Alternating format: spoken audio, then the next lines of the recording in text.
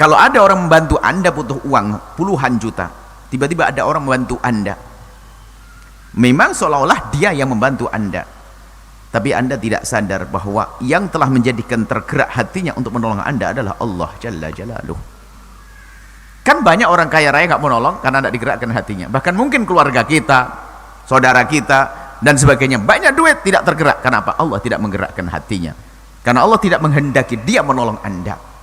Maka hakikat pertolongan adalah dari Allah. Maka di dalam kita mencari pertolongan dari Allah, biar melalui manusia, tapi harus kita mantapkan keyakinan kepada Allah. Yang menolong adalah Allah. Sehingga setelah itu kita melakukan sebab-sebab Allah memberikan pertolongan kepada kita. Sebab-sebab. Oke, misalnya secara logika, zahir akal kita, siapa ya? Ustadz lah, anggap saja ustadz. Kalau pengen bangun pondok kan perlu biaya. Kalau biaya ini perlu duit orang kaya, kan begitu. Maka seorang ustadz bergegas cari donasi melalui orang kaya. Pasti kebelinger dia.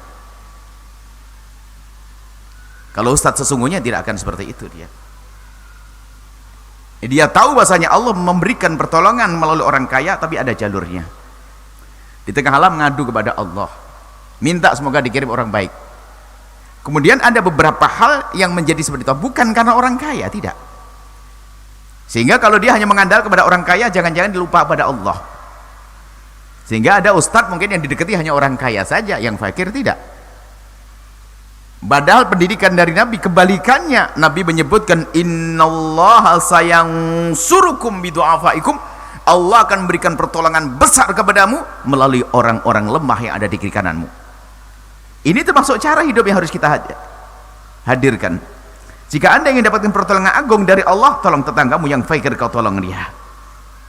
Tetanggamu yang sakit kau tolong dia.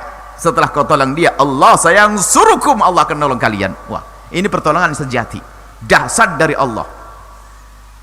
Nah, ustadznya lupa, akhirnya ketemu baik sama orang kaya saja, sehingga orang fakir ditinggalkan. Sementara orang kaya tulus ikhlas yang dikirim oleh Allah karena ketulusan seorang ustadz di saat dekat dengan orang fakir. Termasuk Anda ingin berusaha jadi seorang pengusaha yang sukses, saya punya proyek besar dan sebagainya, memang zahirnya saya cari investor yang hebat, oke. Tapi jangan lupa, datangnya investor yang hebat dan baik adalah pilihan Allah. Maka jadikanlah pilihan ini melalui cara Anda mendekat dengan orang-orang fakir. Innallaha sayansurukum bidu'afaikum. Belum lagi nanti panjatan doa di tengah malam. Kita tuh sering lupa karena kelebihan kita, sering lupa dengan kelebihan kita. Di saat diberi Allah kelebihan malah jadi lupa kepada Allah. Ini yang lupa, yang salah. Ya, contoh ringan lagi banyak dalam kehidupan kita. Ada seorang ibu yang punya anak sakit, kemudian anaknya dibiarkan, katanya lah sembuh-sembuh sendiri. Pasti orang pada marah, ini ibu gila ini. Jelas anaknya sakit dibiarkan, nanti sembuh biasa, tetangga kemana sakit sembuh. Maka seorang ibu yang cerdas akan berpikir, anaknya sakit demam langsung, apalagi dia punya duit, punya koneksi banyak, dokter-dokter, langsung dia telepon, Pak dokter atau Bu dokter, ini saya datang ke situ, datang. Maka ibu ini adalah berpikir, karena anaknya sakit, dia langsung minta pertolongan dari seorang dokter agar segera diobati, dibawa ke dokter. Kan begitu. Cuman kita pengen tanya, siapa di antara kita ini di saat anaknya sakit, sebelum pergi ke dokter, dia mengambil air wudhu lalu sholat 2 rakaat, minta, ya Allah sembuhkan anakku, ditambah sedekah. Kalau pergi ke dokter 250.000, pernahkah kita sedekah 250.000 sebanyak yang akan kita berikan ke dokter? Sebetul ini bukan saja mengharapkan pertolongan yang dahsyat dari Allah saja, ini kekuatan iman pada hakikatnya. Yang memberikan tolong adalah Allah. Saya pergi ke dokter untuk cari obat, tapi yang menyembuhkan Allah. Makanya dia juga tidak lupa kepada Allah. Kan kita sering lupa langsung telepon dokter. Bahkan ini dinisbatkan kepada seorang nabi sekalipun, tapi bukan sebuah kesalahan memang. Kalau Anda langsung ke dokter bukan sebuah kesalahan, tapi kekuatan iman Anda adalah ngadu dulu kepada Allah. Ada kisah Sayyidina Musa, cuman para penukil kisah ini mempertanyakan kebenarannya, akan tapi paling tidak ini bisa jadi sebuah teladan, sebuah kisah yang bisa kita ambil faedah hikmah di dalamnya. Ceritanya Nabi Musa itu sakit. Setelah sakit minta kepada Allah agar diberi obat. Lalu Allah merintahkan, ya Musa, pergilah ke pohon itu dan kau makan daunnya, ambil daunnya. Setelah itu Nabi Musa pergi ke tempat pohon tersebut, dia ambil daunnya dan dimakan, dan sembuhlah Nabi Musa.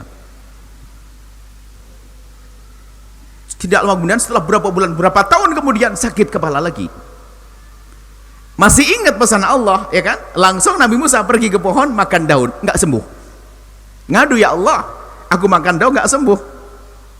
Ya caramu salah. Kamu dulu gimana sebelum ke daun? Kepadamu, ya sudah, kembalilah kepadaku, nanti baru ke daun. Kita sering lupa, di saat diberitahu oleh Allah langsung lempeng jalan ke sana. Padahal ngadu dulu kepada Allah, baru ke obat. Sehingga permintaan pertolongan kita kepada semua manusia harus kita bangun atas dasar keyakinan bahwa yang menolong sesungguhnya adalah Allah Jalla Jalaluh. Sehingga kalaupun dikirim manusia-manusia, adalah manusia tulus yang tidak merugikan kita, manusia ikhlas. Sehingga tadi kami contohkan seorang ustadz yang ingin membangun masjid dan pondok dan sebagainya, tentu ambillah pertolongan dari Allah.